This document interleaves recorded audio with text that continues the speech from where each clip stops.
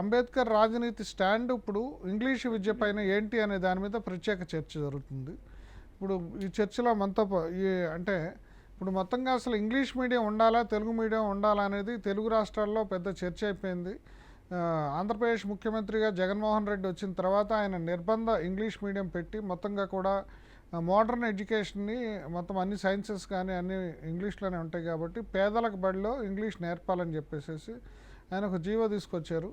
ఆ జీవో మీద ఇక ఆయన తీసుకొచ్చాక చాలా హడావుడి, చాలా ప్రతిపక్షాలు కూడా గందరగోళం చేశాయి. ముఖ్యంగా అగ్రవర్ణాలు, ఉన్నత కులాలకు చెందిన వాళ్ళు, లేదంటే ధనవంతులకు సంబంధించిన వాళ్ళే దీని మీద ఎక్కువ గొడవ చేశారు.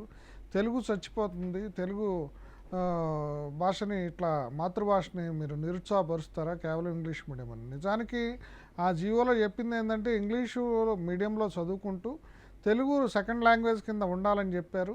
దాని మీద ఇప్పుడు అది ఒక అధికార ప్రతిపక్షాల పోరాటంగా అయింది. హైకోర్టులో సుధీష్ రాంభట్ల అని ఆయన కేసు వేశారు. అది టెక్నికల్ గ్రౌండ్స్, అంటే నిర్బంధంగా ఏది కాదు, చాయిస్ అనేది పేరెంట్స్కి ఉండాలని చెప్పారు. అయితే దీంట్లో ఇంకో కీలకమైన విషయం ఏంటంటే ఇప్పుడు ఈ గవర్నమెంట్ పాఠశాలలో కనుక ఇంగ్లీష్ మీడియం వచ్చి ఆధునిక సదుపాయాలన్నీ వస్తే పేదలు, బహుజనులు, దళితులు వీళ్ళందరికీ కూడా ఉచితంగా ఇంగ్లీష్లో చదువుకునే అవకాశం ఉంటుంది. కానీ ఇప్పుడు ఈ జీవో వలన ఏమైందంటే ఈ గవర్నమెంట్ స్కూళ్ళల్లో ఇంగ్లీష్ మీడియం రాదు. ఇక ప్రైవేటులో విచ్చలవిడిగా ఇప్పుడు ఇంగ్లీష్ మీడియం పేరుతోటి, ఇంగ్లీష్ మీడియం కాన్వెంట్ల పేరుతోటి చేస్తున్న వ్యాపారం నిరాఘాటంగా సాగుతుంది. అందుకని ఇప్పుడు దీని మీద అసలు ఈ అంబేద్కర్ రాజనీతి ఉద్యమం అసలు దాని స్టాండ్ ఏంటి, ఇప్పుడు అసలు ఏం చేయాలి ఇంగ్లీష్ మీడియం పాఠశాలలు ప్రైవేట్లో ఉన్నట్టుని అనే దాని మీద అంబేద్కర్ రాజనీతి స్టాండ్ ఏంటి అనేది మనం ఇప్పుడు చర్చిద్దాం. ఈ చర్చలో పాల్గొనడానికి మనతో ఉన్నారు భీమా నిశాంత్ గారు, సెంట్రల్ వర్కింగ్ కమిటీ మెంబరు, అట్లాగే ఆర్కే గారు, ఆర్కే బహుజన్, ఈయన బీఆర్ఎస్ జనరల్ సెక్రటరీ. నిశాంత్ గారు, అదే ఇప్పుడు ఇంగ్లీష్ మీడియమా తెలుగు మీడియమా అనేది ఒక పెద్ద చర్చనీయాంశం అయిపోయింది మొత్తంగా కూడా తెలుగు రాష్ట్రాల్లో. ఇప్పుడు మీ అంబేద్కర్ రాజనీతి స్టాండ్ ఏంటి, అసలు ఇంగ్లీష్ మీడియం కావాలా తెలుగు మీడియం కావాలా, ఇంగ్లీష్ మీడియంలో విద్య గురించి మీ వైఖరి ఏంటి, మీ సంస్థ వైఖరి? ఇది ఇంత చదివి ఇంటి వెనకాల్సి వచ్చినట్టు గత 70 సంవత్సరాలుగా ప్రాథమిక పాఠశాలలో, ఎలిమెంటరీ పాఠశాలలో, హై స్కూల్లో ఇంగ్లీష్ మాధ్యమాన్ని అమితంగా అభివృద్ధి చేసినటువంటి దేశ విద్యా వ్యవస్థ ఈ రోజున గవర్నమెంట్ పాఠశాలల్లో ఇంగ్లీషు ప్రాతినిధ్యం అవసరం లేదన్నటువంటి సాంకేతాలు ఇవ్వడానికి ఒక రకమైనటువంటి తెర వెనక భాగవతం వీళ్ళు చేస్తున్నారు. ఇప్పుడు రీసెంట్గా ఏపీలో తీసుకున్నటువంటి నిర్ణయం అన్ని గవర్నమెంట్ స్కూల్స్లో కూడా, ఎలిమెంటరీ స్కూల్స్లో కానీ ఇంగ్లీష్ కంపల్సరీ చేయాలనేటువంటి ప్రపోజల్ దాన్ని ఒక జీవోగా దాన్ని రెడీ చేసినప్పుడు ఇది అవసరం లేదంటూ ఈ కొంత పేరెంట్స్ అసోసియేషన్ లాంటి కొంతమంది, మీరేదో అగ్రవర్ణాలు అన్నారు, అగ్రవర్ణాలు ఈ దేశంలో ఎవరు లేరు, ఆధిపత్య వర్గాలు ఉన్నారు, కుట్రదారులు ఉన్నారు, కుట్ర వర్గాలు, ఆధిపత్య వర్గాలు ఉన్నారు, ధనకామాంధులు, రాజకీయ కీచుకులు, విద్యను అమ్ముకునేటువంటి దళారులు ఉన్నారు. వాళ్ళందరినీ అగ్రవర్ణాలను పోల్చడం అనేది అది భావదరిద్రం. ఆ భావదరిద్రం నుంచి మనం బయటికి రావాలి. ఈ సమాజం కానీ, బహుజన సమాజం కానీ అసలు ఫస్ట్ ఈ అగ్రవర్ణాలు చేసే కుట్రలో అనే పాయింట్ మీద మాట్లాడుతున్నా. నేను అగ్రవర్ణాలు అనడానికి సిద్ధంగా లేను, అది భావదరిద్రపు మాట. అది ఈ ఆధిపత్య వర్గాలు ఆధిపత్యాన్ని ఆర్థిక పరంగా కానీ, రాజకీయ పరంగా కానీ, కుట్రల పరంగా కానీ ఆధిపత్యాన్ని చెలాయించేటువంటి ఒక మాఫియా. అది పొలిటికల్ మాఫియా కావచ్చు, ఎడ్యుకేషనల్ మాఫియా కావచ్చు. దాని మీద మళ్ళీ మనం చర్చిద్దాం అంశం మీద. వీళ్ళు చేసిన కుట్రేనండి. ఇంగ్లీష్ మాధ్యమం అనేది ప్రతి ఎలిమెంటరీ స్కూల్ నుంచి, ఎల్కేజీ నుంచి కూడా అవసరం ఉందని ఈ దేశంలో నిరూపణ అయిపోయింది. ఇప్పుడు 25 సంవత్సరాల క్రితం ఇంగ్లీష్ చదివిన వాళ్ళంతా వాళ్ళు ఐఏఎస్ ఆఫీసర్లు అయిపోయారు. దేశమంతా విదేశాలకు కూడా వెళ్ళే స్థాయి వచ్చింది. ఇప్పుడు ఎలిమెంటరీ స్కూళ్ళలోనూ లేదంటే ప్రాథమిక పాఠశాలల్లో ఇంగ్లీష్ మాధ్యమం అవసరం లేదని చెప్పి ఒక దుష్టశక్తులు చేసిన దాన్ని వాళ్ళ ప్రచారం చేసి ఆ కారణంగా పెట్టి కోర్టు నుంచి ఒక జడ్జిమెంట్ తీసుకొచ్చి దాన్ని ప్రచారం చేయడానికి ఇది భయంకరమైనటువంటి దుశ్చర్య. ఇది అంటే మళ్ళీ విద్యా వ్యవస్థను ఒక 100 ఏళ్ళు వెనక్కి తీసుకెళ్తానికి ఆధిపత్య వర్గాలు చేసినటువంటి కుట్రలో ఒక భాగం అయితే, అదే ఇంగ్లీష్ విద్యని లక్షల కొద్దీ, కోట్ల కొద్దీ అమ్ముకోవాలి, ఎల్కేజీకి ₹1,00,000 లేకపోతే మాస్టర్ డిగ్రీస్కి 30 లక్షలు, 20 లక్షలు తీసుకుంటున్నటువంటి ప్రైవేట్ కాలేజీల యొక్క యాజమాన్యం వాళ్ళని ఆధిపత్య వర్గాలు అంటారు అనమాట. కుట్రాధిపత్య వర్గాలు చేస్తున్నటువంటి భారీ కుట్రలో భాగం. దీనికి విద్యార్థులంతా కూడా కళ్ళు తెరవాలి. ఫస్ట్ మేము రాజనీతి, అంబేద్కర్ రాజనీతి ఉద్యమం నేపథ్యంలో జాతీయ స్థాయిలో మేము తీసుకున్నటువంటి స్టాండ్ ఏంటంటే free education is must. Free education ఈ భారతదేశానికి దేశవ్యాప్తంగా జాతీయ స్థాయిలో ఇవ్వాలి. ఫ్రీ ఎడ్యుకేషన్ అన్న తర్వాత ఎడ్యుకేషన్ అమ్మటం కానీ, ఎడ్యుకేషన్కి రేటు కట్టడం కానీ, ఈ ర్యాంకుల గోల కానీ, ర్యాంకుల గోల పేరుతో ఆత్మహత్యలు కానీ, ఈ దేశంలో జరుగుతున్న వికృత చర్యలను అరికట్టడానికి ఇమ్మీడియట్గా భారతదేశంలో ఉన్నటువంటి హైఫై చదువుల యొక్క మాధ్యమాన్ని రద్దు చేసి, ప్రైవేటీకరణ, ప్రైవేటు విధానాన్ని రద్దు చేసి పూర్తిగా జాతీయం చేసి ఈ దేశంలో ఉన్నటువంటి పౌరులకి, ఎదుగుతున్నటువంటి బిడ్డలకి, భారతీయ పౌరజనానికి, రేపు దేశాన్ని కాపాడే పౌరజనానికి సంపూర్ణమైనటువంటి ఇంగ్లీష్ విద్య కూడా ఎల్కేజీ నుంచి కూడా గవర్నమెంట్ పాఠశాలలో అవసరం అనేది రాజనీతి ఉద్యమం నుంచి టోటల్గా ఇండియన్ సిడబ్ల్యూసీ క్యాడర్ అంతా కూడా డిమాండ్ చేస్తుంది. డిమాండ్ చేసే విషయంలో ఎలాంటి సందేహం లేదు. ఓకే, మీరేం చెప్తారండి? ఇప్పుడు ఇంగ్లీష్ మీడియం అవసరం అంటే తెలుగు మీడియం అనేది, అంటే తెలుగు అనేది మాతృభాష, తెలుగును పరిరక్షించుకోవాలి, అది ఉగ్గుపాలతోనే వస్తుంది. అంటే అసలు ఇంగ్లీష్ మీడియం లేకపోతే వాళ్ళు ఏంటి పరిస్థితి? ముందుగా మనిషి ఒక భావాన్ని వ్యక్తపరచడానికి భాష అని అనుకుంటాము. భాష మాతృభాష ఒకటి, అంటే మనం ప్రొఫెషన్ పరంగా ఒక భాష, జాతీయ భాష, ఇట్లా రకరకాలు ఎంచుకున్న మార్గంలో భారతదేశంలో ఇప్పుడు ప్రపంచ స్థాయి నాలెడ్జ్ని అందుకోవడానికి గ్లోబలైజేషన్లో ఇంగ్లీష్ మాధ్యమం అవసరం కంపల్సరీ.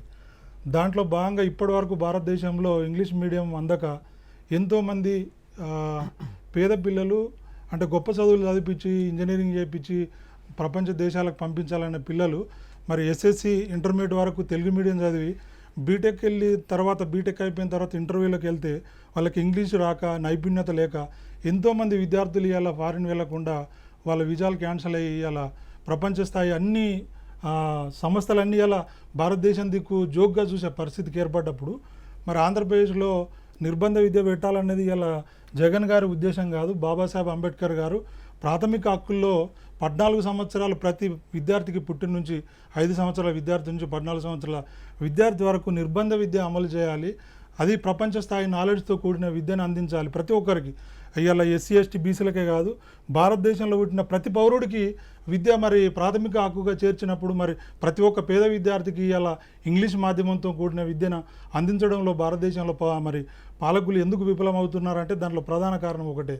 పేద ప్రజలకు గనక ఇంగ్లీష్ మాధ్యమం అంతే, పేద ప్రజలకు గనక నైపుణ్యత ఉంటే వీళ్ళు మరి అధికారంలకు, సంపదలకు ఎన్నో ఆవిష్కరణలు చేసి ముందుకొస్తే మా అధికారము, మా సంపద దూరం అవుతుందనే కుట్రలో భాగంగానే ఇది కనిపిస్తూ ఉంది తప్ప వేరే ఉద్దేశం కనిపిస్తలేదు.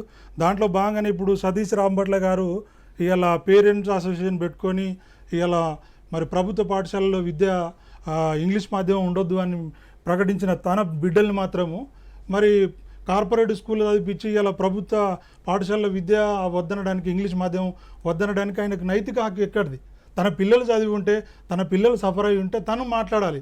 ఇలా పేద ప్రజలు ఇంగ్లీష్ మీడియం అందుతుందంటే ఎంతో గొప్ప విషయంగా ఇలా జగన్ గారిని ఆంధ్రప్రదేశ్లో అందరూ దేవుని లెక్క మొక్కుతూ ఉన్నారు. ఎందుకంటే ఇంగ్లీష్ రాక ప్రపంచ స్థాయిలో జరిగే ఆవిష్కరణలు కానీ, ప్రపంచ స్థాయిలో జరిగే గ్లోబలైజేషన్లో మార్పులు కానీ పేద ప్రజలకు అర్థం కాక వాళ్ళ మాతృభాషలోనే ఉండిపోయి వాళ్ళు అందుకోవడానికి 20-25 సంవత్సరాలు పడుతూ ఉంది ఒక్కొక్క విద్యార్థి.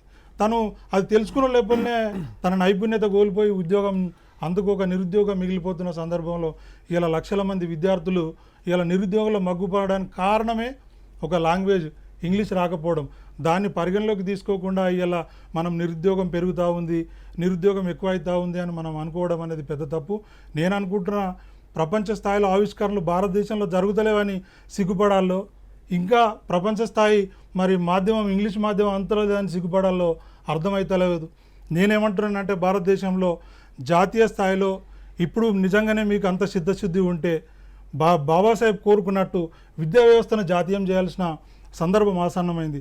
దాంతోపాటు థియరీ కాకుండా భారతదేశంలో విద్యా వ్యవస్థలో మరి లాబొరేటరీ కూడా రావాల్సిన అవసరం ఉంది. కాబట్టి ఇవి రెండు జరుగుతూనే భారతదేశంలో మరి నిరుద్యోగం పోతుంది, పేదలకు సరైన విద్య అంతాన్ని నేను కోరుకుంటా ఉన్నాను. మొత్తంగా కూడా విద్యా వైద్యం రెండు కూడా డెవలప్, నిశాంత్ గారు, విద్యా వైద్యం రెండు డెవలప్ అయితే తప్ప దేశంలో మానవ వనరులు డెవలప్ కావు. మన ఇండస్ట్రీ కానీ లేదంటే మన టెక్నాలజీ కానీ దీనింటిని డెవలప్ చేసుకోలేమని చెప్పేసి చాలా కాలంగా చెప్పుకుంటున్నాం, 70 ఏళ్ళగా చెప్పుకుంటున్నాం. కానీ ఇప్పుడు నిన్న కరోనా వైరస్ సందర్భంగా చూసాము, మొత్తంగా ఏదైతే పబ్లిక్ సెక్టార్ ఉందో మనం అంటే పబ్లిక్ సెక్టార్ నుంచి వీటిని మనం ప్రైవేట్ సెక్టార్లోకి తీసుకెళ్ళిపోయాం. ఇంకా ప్రైవేట్ సెక్టార్కి అబ్జెప్పేసేసాం విద్యని వైద్యాన్ని రెండింటిని. దాని ఫలితం నేను చూస్తున్నాం మనం మొత్తంగా కూడా ఈ కరోనా వైరస్ని ఎదుర్కోవడానికి కావాల్సిన డాక్టర్లు కానీ వైద్యశాలలు కానీ ఇన్ఫ్రాస్ట్రక్చర్ కానీ ప్రభుత్వ రంగంలోనే ఉన్నాయి.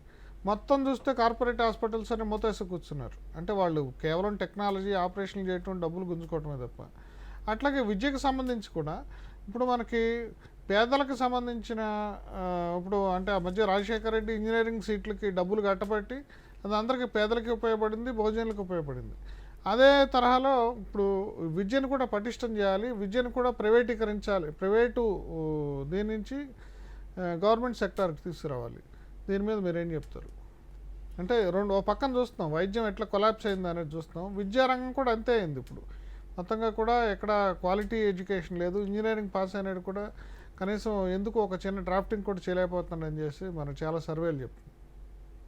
ఇప్పుడు ఈ విద్య మీద ఉద్యమాలు చేసేటువంటి ఎవరు సుధీష్ రాంభట్ల ఎవరు అన్నారు కదా, వాళ్ళు మీకు ఆయన పేరులోనే ఉంది కదా ఆధిపత్య లక్షణం.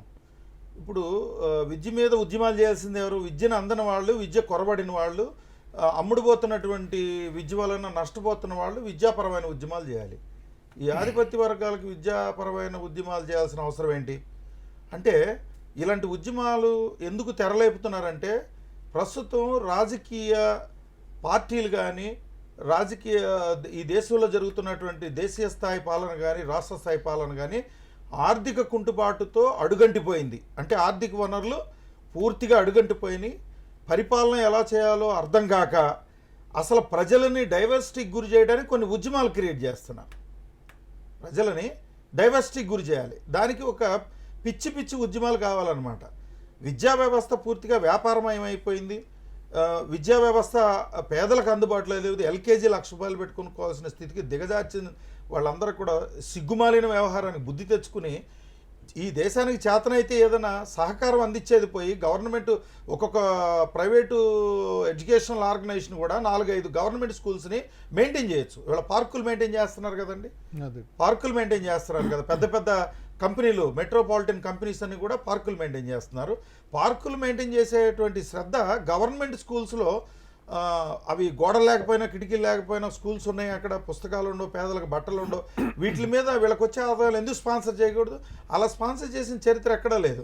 చేయకపోగా పైగా అసలు ఈ విద్యాపరమైనటువంటి చక్కగా సాగుతున్నటువంటి అది వ్యాపారము, ప్రైవేటీకరణ ఒక రకంగా సాగుతుంది.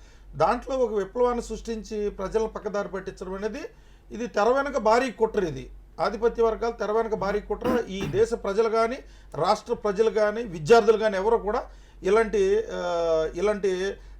దౌర్భాగ్యపు విప్లవాలు, దౌర్భాగ్యపు డైవర్సిటీలకు గురి చేసేటువంటి ఈ కోర్టు స్టేట్మెంట్లు ఇవన్నీ క్రియేట్ చేసేటువంటి దుష్టత్రయాన్ని నమ్మొద్దు. ఆల్రెడీ తెర వెనక చాలా భాగవతాలు జరిగినాయి. ఆ రోజుల్లో విపి సింగ్ గారి టైంలో బీసీ కమిషన్కి సంబంధించి మండల్ కమిషను మండల్ గారు ఈ యొక్క బీసీలకి అద్భుతమైనటువంటి ఆపర్చునిటీస్ ఇవ్వాలి, ఎస్సీ ఎస్టీలకి ఇందిరాగాంధీ ఇచ్చింది. మరి విపి సింగ్ గారి టైంలో బీసీలు కూడా ఒక ఆపర్చునిటీ ఇచ్చేస్తే ఈక్వలైజేషన్ అవుతుందని చెప్పి ఆయన తీసుకున్న నిర్ణయానికి రామ మందిరం అనే డైవర్సిటీ తీసుకొచ్చారు. ఆ దెబ్బ ఎక్కడ కొట్టిందంటే దేశాన్ని 100 సంవత్సరాలు వెనక్కి తీసుకెళ్ళింది. ప్లస్ అంతేకాదు, ఏదైతే బీసీలకి అవసరత అన్ని సామాజిక అవసరతలు ఉన్నాయో వాటి కోసం ఈ మండల కమిషన్ ఉద్యమాన్ని తీసుకొస్తే అది వద్దని చెప్పేసి బీసీలతోనే ఉద్యమాలు చేయించే స్థాయికి దిగజారింది ఆధిపత్య వర్గాలు. అగ్రవర్ణాలకు ఎవరు లేరండి. ఆధిపత్య వర్గాలు, కుట్రదారులు, విదేశీ సంక్రమణ జాతీయులు, వీళ్ళంతా ఈ దేశపుత్రులు కాదు. వీళ్ళు భూమిపుత్రులు ఎవరు కూడా ఈ దేశంలో సరైన ఉద్యమాల్లో నికృష్ట ఉద్యమాలు చేయరు. అసలు వీళ్ళని అడ్డుపెట్టి వాళ్ళు ఉద్యమాలు చేసి అసలు ప్రజల్ని దాన్ని ఏమంటారంటే భ్రమను కలిగించి కన్ఫ్యూజ్ చేసి మళ్ళీ ఎలక్షన్లు వచ్చేదాకా టైంపాస్ చేసే దౌర్భాగ్యం. ఈ విద్యా వ్యవస్థ విషయంలో కనుక ఎవరైనా ఏలు పెట్టినా, విద్యా వ్యవస్థ విషయంలో సడలింపులు కానీ లేదంటే సవరణలు కానీ చేయడానికి ఎవరైనా సిద్ధపడినా అదేమైనా మంచికి జరిగే సవరణ లేదంటే చేస్తే బాగుంటుంది. కానీ విద్యా వ్యవస్థను అల్లకల్లోలం చేసేటువంటి సవరణలు కనుక చేసి ఈ ప్రజల పక్కదారి పెట్టిస్తే కనుక ప్రైవేటు వ్యవస్థల్ని అతి తక్కువ కాలము ఉద్యమాల నేపథ్యంలో రాజనీతి ఫౌండేషన్ నుంచి మేము దేశవ్యాప్తంగా ఒక ఉద్యమాన్ని చేపడటానికి సిద్ధంగా ఉన్నాం. ఆల్రెడీ ప్రపోజల్ డిక్లేర్ చేస్తాం. స్టేట్ అండ్ నేషనల్ కమిటీస్ అని రిఫార్మ్ అవుతున్నాయి. ఇప్పుడు ఈరోజు కరోనా వస్తే దేశం అంతా ఎలా అష్టదిగ్బంధం అయిందో ఆ రకంగా ఇంగ్లీషు విద్య విషయంలో కనుక ఏదైనా విద్రోహచర్య కనుక చేస్తే, ప్రజలకు అందకుండా చేసేటట్టయితే టోటల్గా ప్రైవేటు విద్యా వ్యవస్థల మొత్తాన్ని మూసివేయించి జాతీయం చేసేంతవరకు ఈ దేశంలో జాతీయోద్యమాన్ని తీసుకురావడానికి అంబేద్కర్ రాజనీతి ఉద్యమ నేపథ్యంలో మా మేధావులందరూ కూడా, బహుజన మేధావులు, అంబేద్కర్ మేధావులంతా కూడా సిద్ధంగా ఉన్నాం. అనవసరంగా ఈ దీంట్లో అనవసరమైనటువంటి ప్రచారాలు చేసి ప్రజలను పక్కదారి పట్టి వద్దని రాజనీతి ఉద్యమం నేపథ్యంలో మేమందరూ కూడా తొలి దశ వారికి మేల్కొలుపుగా తెలియజేస్తున్నాం. ఓకే. ఇప్పుడు చంద్రబాబు నాయుడు గారు సంబంధించిన తెలుగుదేశం పార్టీ లీడర్ అండి వీళ్ళు, సుధీర్ రాంపట్ల లేదంటే బీజేపీ మొత్తం. సో అయితే వాళ్ళు ఇప్పుడు ఏంటంటే హైటెక్ సిటీ నేనే కట్టానని చెప్తాడు చంద్రబాబు నాయుడు గారు, ఎంత మోడర్న్ ఎడ్యుకేషన్ ఇవన్నీ కూడా తీసుకొచ్చానని చెప్తారు. అటువంటి వాళ్ళు ఇప్పుడు అసలు ఇంగ్లీష్ని ఎలా వ్యతిరేకిస్తారు? ఎందుకంటే ఇప్పుడు ప్రతిసారి కూడా అసెంబ్లీలో నిజానికి ఎక్కువ చదువుకుని ఒక ఎంఫిల్లో పిహెచ్డీలో మానేసిన చంద్రబాబు నాయుడిని ఈయన జగన్మోహన్ రెడ్డి హేళన చేయడానికి ఆ ఇంగ్లీషే కారణం అవుతుంది, నేను ఇంగ్లీష్ ఫ్లూయెన్సీ లేకపోవటం. అయినా సరే ఎందుకు వాళ్ళు దాన్ని ఒక దీని కింద తీసుకుని ప్రతిపక్షం ఇట్లా బిహేవ్ చేస్తుందంటే? అంటే ప్రధానంగా ఇక్కడ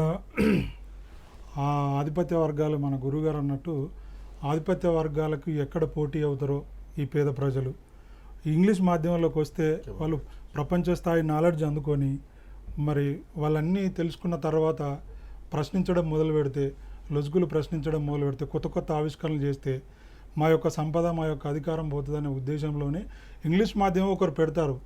వాస్తవానికి జగన్ గారు, చంద్రబాబు, బీజేపీ, రామును, సుభాష్ రాంపట్లన, సుధీష్ రాంపట్లన వీళ్ళు ముఖ్యం కాదు, వ్యక్తులే. వీళ్ళు 100% వాళ్ళ వ్యవస్థ కోసం అందరూ కలిసి పనిచేస్తూ ఉన్నారు. అందులో భాగంగానే ఇలా సుధీష్ రాంపట్ల అనే వ్యక్తితోని కేసు వేపించడం జరిగింది. దాంట్లో చంద్రబాబు ఉంటాడు, కమ్యూనిస్టు పార్టీలో ఉన్న ఆధిపత్య వర్గాలు ఉంటాయి, బీజేపీలో ఉండే ఆధిపత్య వర్గాలు ఉంటాయి, మరియు ఆఖరికి వైసీపీలో ఉండే కొన్ని ఆధిపత్య వర్గాలు కూడా ఈ పేద ప్రజలకు, బీసీ, ఎస్సీ, ఎస్టీలకు ఇంగ్లీష్ మాధ్యమం అందితే మళ్ళీ మాకు ఎవడు పనిచేసేటోడు ఉండడు, వాళ్ళే మరి కొత్త కొత్త ఆవిష్కరణలు చేసి కొత్త కొత్త కంపెనీలు పెట్టి అధికారం సంపాదన వాళ్ళు అందుకుంటే మా పరిస్థితి ఏందనే కుట్రలో భాగంగానే వాళ్ళందరూ కలిసి చేస్తున్న ఎత్తుగడనే కానీ దీంట్లో కొత్తగా ఏం లేదు. భారతదేశంలో 2 విప్లవాలు జరగాలి, 2 ప్రజా ఉద్యమాలతో కూడిన ఉద్యమాలు జరగాలి. ఒకటి, విద్యా వ్యవస్థలో సమూల మార్పు జరగాలి.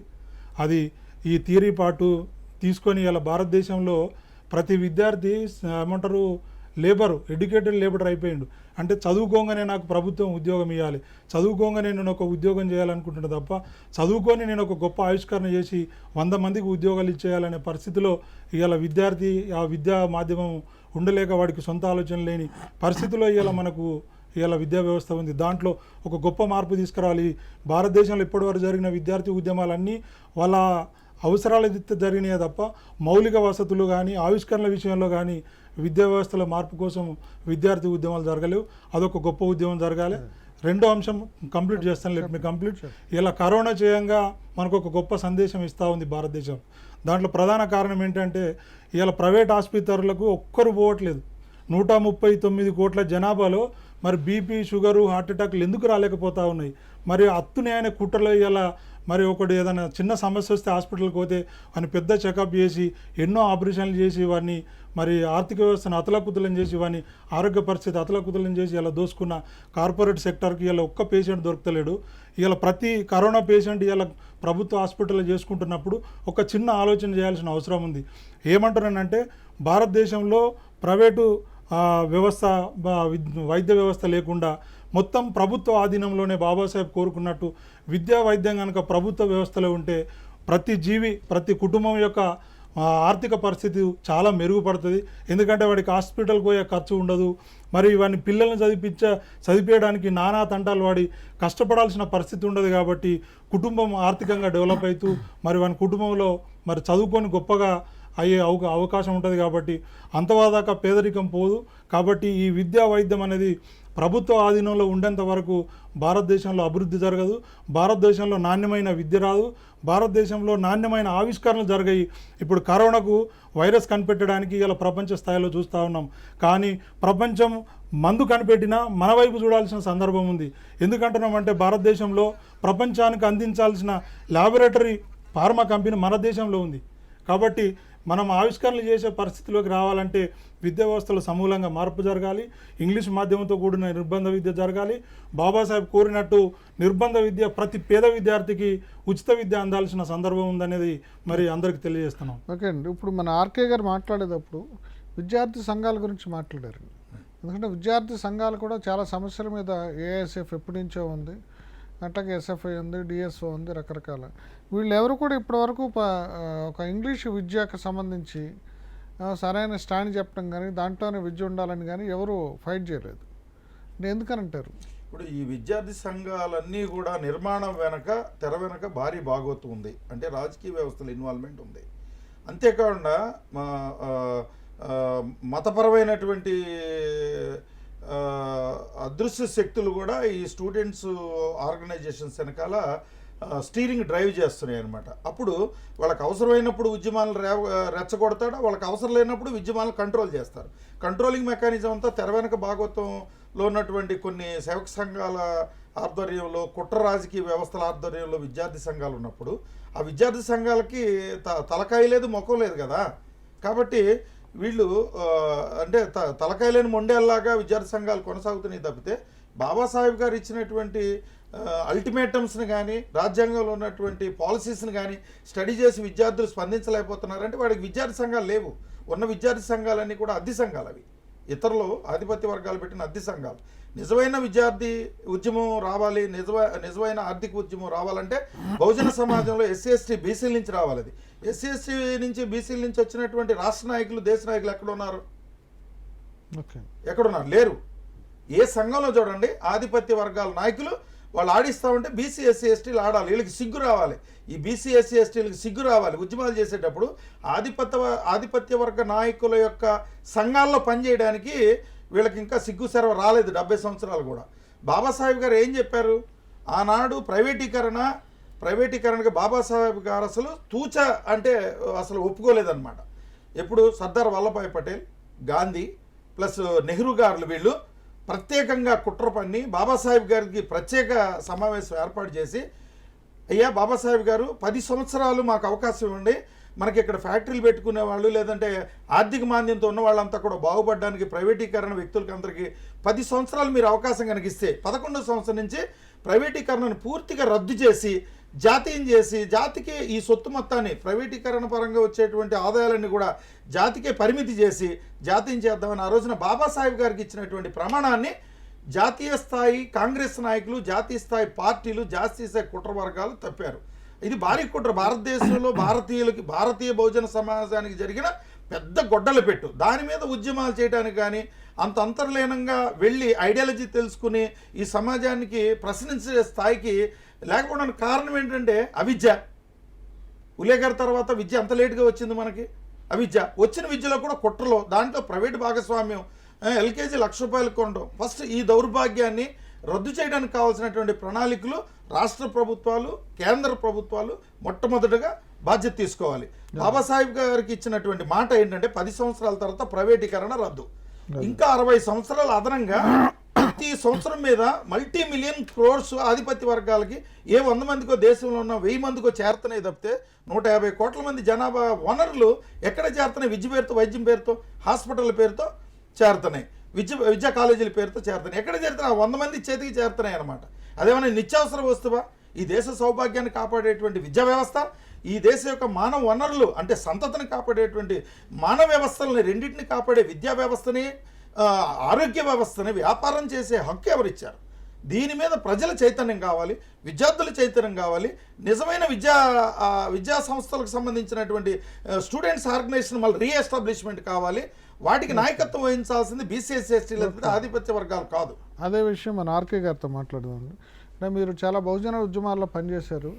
ఈ బహుజన అనే కాన్సెప్ట్ కానీ లేకపోతే దళిత, ఎస్సీ ఎస్టీ ఇట్లా చాలా రోజుల నుంచి వచ్చింది, చాలా ఉద్యమాలు వచ్చినాయి. ఇవన్నీ వచ్చినప్పుడు కూడా విద్యార్థి సంఘాలన్నీ కూడా ఇప్పుడు కమ్యూనిస్ట్ పార్టీల చేతిలో ఉన్నాయి తప్ప విద్యార్థి సంఘాలు కానీ అంటే ప్రజా సంఘాలు ఏవైనా సరే, మహిళా సంఘాలు కావచ్చు, లేదంటే ట్రేడ్ యూనియన్స్ కావచ్చు, విద్యా సంఘాలు అంటే ఇప్పుడు మనం కాన్సెప్ట్ అంటే కాంటెక్స్ట్ ఇప్పుడు మనకి విద్య గురించి కాబట్టి ఎందుకని ఈ విద్యార్థి సంఘాలు ఈ బహుజన సిద్ధాంతం ప్రాతిపదికన ఏర్పడలేదంటారు? అంటే భారతదేశంలో సెక్యులర్ పార్టీలు, మనవాద పార్టీలు పక్కన పెడితే కమ్యూనిస్టు పార్టీలు కొన్ని ఇప్పటి వరకు మనకు కనిపిస్తూ ఉన్నాయి. బహుజనవాదం మీద జాతీయ స్థాయిలో ఒక విద్యార్థి సంఘం కానీ, ఒక రాజకీయ పార్టీ కానీ, ఒక వ్యవస్థ తయారు కాకపోవడానికి ప్రధాన కారణం ఏంటంటే విద్యా వ్యవస్థలో బీసీ ఎస్సీ ఎస్టీలు పెద్ద స్థాయిలో విద్యను అందుకోకపోవడానికి ప్రధాన కారణం ఒకటైతే, దానికి స్థాయి తగ్గ ఒక విద్యార్థి ఉద్యమాన్ని నిర్మించే నాయకత్వం లేకపోవడం ప్రధాన అంశం. దీని మీద మొదటగా భారతదేశంలో జాతీయ స్థాయిలో బహుజన ఉద్యమాన్ని నాయకత్వం వహించిన కాంశీరామ్ గారికి కూడా ఈ ఆలోచన వచ్చింది. కానీ తను ఎందుకు వద్దనుకున్నాడంటే, భారతదేశ స్థాయిలో జాతీయ విద్యార్థి ఉద్యమం ఎందుకు వద్దనుకున్నాడంటే, మా విద్యార్థులు ఇప్పుడిప్పుడే చదువుకు దగ్గర అవుతా ఉన్నారు, ఒక గొప్ప విద్యను అందుకోబోతా ఉన్నారు, వాళ్ళను ఉద్యమానికి పరిమితం చేస్తే మళ్ళీ రాబోయే రోజులలో మా సమాజం దూరం అవుతుందనే ఉద్యమాల్లో ఉండేదంతా మళ్ళీ బహుజనులే. మళ్ళీ విచిత్రం ఏంటంటే, ఈ ఆయన అట్లా ఆలోచించుకొని విద్యను అందుకోవాలి, తర్వాత నాయకత్వం వహించాలనే ఉద్దేశంలో ఆయన అప్పుడు అనుకున్నాడు. తనప్పుడు ఆ నిర్ణయం కరెక్టే కావచ్చు. కానీ ఆ విద్యార్థి దశలో ఉన్న విద్యార్థులకు జరిగే సమస్యల మీద, ఆ చిన్న చిన్న సమస్యల మీద, వాళ్ళకు వచ్చే సమస్యల మీద పరిష్కారం కోసం, వాళ్ళని రక్షించుకోవడం కోసం మళ్ళీ ఆధిపత్య వర్గాల విద్యార్థి ఉద్యమంలో పనిచేయాల్సిన, వాళ్ళ జెండా మోయాల్సిన పరిస్థితి ఇలా బీసీ ఎస్సీలకు అవసరమైంది. దాంట్లో భాగంగానే ఇలా కమ్యూనిస్టు పార్టీలు దాన్ని ఆసరగా చేసుకొని వారికి సరైన విద్యను అందించడంలో కానీ, సరైన వ్యవస్థను నిర్మించడంలో కానీ కమ్యూనిస్టు విద్యార్థి ఉద్యమాలు పేలైనాయి. ఇక సెక్యులర్ పార్టీలు, మనవాద పార్టీల ఉద్యమాలు అయితే బీసీఎస్ ఎస్టీల విద్యార్థులకు ఎప్పుడు వ్యతిరేకంగానే పనిచేసినాయి. కాబట్టి వారి గురించి ఎంత తక్కువగా మాట్లాడుకుంటే అంత నయం విద్యా వ్యవస్థలో. ఎందుకంటే విద్యా వ్యవస్థను ఇలా భ్రష్టు పట్టించిన దానికి కారణం ఇలా ఆధిపత్య వర్గాలు, కాంగ్రెస్ కావచ్చు, బీజేపీ కావచ్చు. ఇలా 72 సంవత్సరాలు పరిపాలించిన కాంగ్రెస్ ఏం తక్కువ చేయలే. భారతదేశంలో విద్యా వ్యవస్థను అంతా సర్వనాశనం చేసింది కాంగ్రెస్ పార్టీ. కాబట్టి ఈ విద్యా వ్యవస్థలో మార్పు రావాలంటే బీసీ ఎస్సీ ఎస్టీతో కూడిన, బహుజనవాదంతో కూడిన విద్యార్థి ఉద్యమాలు కనుక వస్తే భారతదేశంలో ఒక కొత్త ఆవిష్కరణలు జరుగుతాయి. నిజమైన విద్యా వ్యవస్థలో మార్పు తీసుకురావాలంటే బహుజన నాయకత్వంలోనే సాధ్యమవుతుంది. దానికోసం చాలా కసరత్తులు చేస్తూ ఉన్నాం. దాంట్లో కూడా మేము విద్యా వ్యవస్థ, వైద్య వ్యవస్థ ఎట్లా మార్పులు తీసుకురావాలో దాని మీద పెద్ద కసరత్తు జరుగుతూ ఉంది. అది అతి తక్కువ సమయంలోనే ఒక గొప్ప ఉద్యమాలు భారతదేశంలో విద్య మీద, వైద్యం మీద చూడబోతా ఉన్నారని మీకు తెలియజేస్తా ఉన్నాం. ఇప్పుడు మీ అంబేద్కర్ రాజనీతి ఉద్యమంలో అంటే ఇప్పుడు అనుకున్నాం ఎక్కడ వైఫల్యం ఎక్కడనేది. ఎందుకంటే స్టూడెంట్ యూనియన్స్ కానీ, లేదా ప్రజా సంఘాలు కానీ, ట్రేడ్ యూనియన్స్ కానీ బహుజనులకు ఏమి లేవు. బహుజనులు అందరూ కూడా ఆయన చెప్పినట్టు వాళ్ళ పంచన పనిచేసే పరిస్థితి ఉంది. అంటే ఎవరైతే కమ్యూనిస్ట్ పార్టీలో లేకపోతే నిర్మాణం సరిగ్గా ఉన్నాయి. అంటే ఇప్పుడు మీ అంబేద్కర్ రాజనీతి ఉద్యమంతో ప్యారలల్గా ఇప్పుడు ఇట్లాంటి ప్రజా సంఘాలు కూడా ఏర్పాటు చేసే అవకాశం ఉందా? అంటే ఇవాళ కాంటెక్స్ట్లో విద్యార్థి ఉద్యమాలు కానీ లేదా అట్లాంటివి కూడా తీసుకునే అవకాశం ఉంది? సాంప్రదాయ సిద్ధ ఉద్యమాలు అంటే ఒక సమస్య జరిగినప్పుడు దాన్ని రోడ్డు మీదకి వచ్చి కొట్లాడటం, ధర్నాలు చేయడం, పోరాటాలు చేయటం, ఇలాంటి ఉద్యమాలన్నీ గత 70 సంవత్సరాలుగా చేసిన ఉద్యమాలు. అవి తెర వెనక భారీ కుట్రదారులు రచించినటువంటి ఉద్యమాలు. అవి విద్యార్థులకి ఏ మూలా ఉపయోగపడేవి కాదు. ఏ రకంగా ఉపయోగపడతాయంటే ఉద్యమాలు చేసిన ఒక 100 మంది వీరులైనటువంటి విద్యార్థుల్ని జైల్లోకి తోయించడానికి ఉపయోగపడినాయి. This is the internal secret of the ఉద్యమాస్ లాస్ట్ ఫ్రమ్ 70 years. అందుకే అసలు ఉద్యమాన్ని ఏ విధంగా నిర్మించాలి? బాబాసాహెబ్ గారు పెన్ను పేపర్తో ఉద్యమం చేశారు, రాజ్యాంగాన్ని ఇచ్చారు, ఇతర దేశాలకి ఒక చారిత్రక మాధ్యమాన్ని తెలియజేశారు. ఆనాటి 2500 సంవత్సరం నాటి గౌతమ బుద్ధుడి తర్వాత ప్రాపంచిక విజ్ఞానాన్ని పంచిపెట్టి ప్రాపంచిక అవసరతని తెలుసుకుని ఆలోచించిన ఒకే ఒక్క మన ఆధునిక గౌతమ బుద్ధుడు బాబాసాహెబ్ డాక్టర్ బిఆర్ అంబేద్కర్. వారిని దేశాలన్నీ కొనియాడుతున్నాయి. అలాంటి వ్యక్తి రాసినటువంటి ఒక రాజ్యాంగ విలువలతో కూడుకున్నటువంటి రాజనీతి. What is the meaning of the రాజనీతి? రాజనీతి అంటే కాన్స్టిట్యూషన్. కాన్స్టిట్యూషన్ అంటే ఆయన రాసినటువంటి ఒక గ్రంథం. ఇది రామాయణ మహాభారతాలు లేదంటే చారిత్రక అంశాలు వీటన్నిటితో పోల్చుకుంటే రాజనీతి ఆధునిక గ్రంథం. ఇది ఆధునిక రోజుల్లో ఆధునిక గ్రంథాన్ని సంబంధించినటువంటి రిజల్యూషన్ ఏంటి? ఫ్రీ ఎడ్యుకేషన్, ఫ్రీ హాస్పిటాలిటీ అంటే వైద్యం. ఈ రెండింటినీ వ్యాపారం చేసిన కుట్ర 70 సంవత్సరాలు జరిగింది. కాబట్టి దీన్ని రద్దు చేయడానికి రాజనీతి ఉద్యమం నుంచి జాతీయ స్థాయిలో మనకి ఈ దేశంలో ఆకలి ఉద్యమం, బానిసత్వం పోగొట్టడానికి కావలసింది ఒక రాజనీతి ఉద్యమం రావాలని చెప్పి నేటికి ఈ రాష్ట్రంలో, తెలుగు రాష్ట్రాల్లో ఉన్నటువంటి మేధావులు, దేశీయ స్థాయి నాగ్పూర్ లాంటి దేశీయ స్థాయి మేధావులు అందరూ కలిసి తీసుకునే నిర్ణయం ఏంటంటే కాన్స్టిట్యూషనల్ రిఫార్మేషన్ రావాలి, దానికి ఒక సైద్ధాంతిక విలువలతో కూడుకున్న ఉద్యమం రావాలి. అది ధర్నాలు చేసే ఉద్యమం కాకూడదు, కొట్లాటలు చేసే ఉద్యమం కాకూడదు, పోలీస్ కేసులే ఉద్యమం కాకూడదు. మేధస్సుతో చేసే ఒక అద్భుత ఉద్యమాన్ని రాజనీతి ఉద్యమంగా తీర్మానించి నేడు అంబేద్కర్ రాజనీతి ఉద్యమం పేరుతో దేశీయ స్థాయిలో ఒక మూమెంట్ స్టార్ట్ చేశాం. ఓకే, ఆ మూమెంట్ ఇప్పటికి రాష్ట్రాల్లో ప్రముఖమైనటువంటి the clear Phule Ambedkar rights అందరూ కూడా అవన్నీ take out చేస్తున్నారు. మళ్ళీ మాట్లాడుకుందాం అండి. ఇప్పుడు ఏదైనా కానీ ఇప్పుడు అంబేద్కర్ రాజనీతి ఉద్యమం మొత్తంగా కూడా ఇంగ్లీష్ మీడియాన్ని సమర్థిస్తుందని, అట్లా ఇంగ్లీష్ మీడియాన్ని సమర్థించడమే కాకుండా ఈ ప్రైవేట్ స్కూళ్ళల్లో ఇప్పుడు కేవలం అక్కడే ఇంగ్లీష్ మీడియం దొరికే విధంగా ఉండే ప్రభుత్వ విధానాలని ఎదుర్కోవాలని చెప్పేసి, అట్లాగే ప్రైవేటు విద్యని అంటే ప్రైవేటైజేషన్కి వ్యతిరేకంగా మొత్తంగా కూడా ఈ ప్రైవేట్ పాఠశాలని ఇంగ్లీష్ మీడియం పాఠశాలను జాతీయం చేయాలని చెప్తుందని చెప్పేసి నిశాంత్ గారు చెప్తున్నారు. ఈ చర్చలో పాల్గొన్న నిశాంత్ గారికి, ఆర్కే గారికి థ్యాంక్స్ అండి. ఇది ఇవాళ ప్రత్యేక. If you like this video, please like it, share it, and for more videos, please subscribe to our channel.